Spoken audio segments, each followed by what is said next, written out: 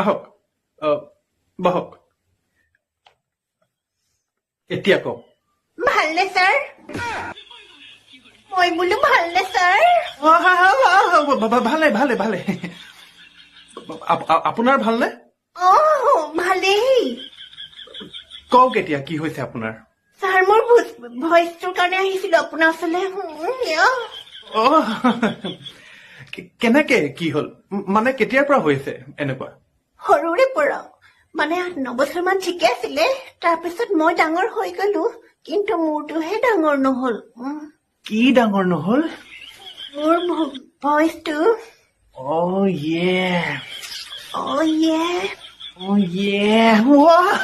সেইটো কথা হে প্ৰভু ৰক্ষা কৰা বাৰু এতিয়া কওকচোন আপুনি কি বিচাৰিছে মই বিচাৰিছো যে আপুনি মোক কৰক হেল্প নিশ্চয় নিশ্চয় নিশ্চয় কৰিম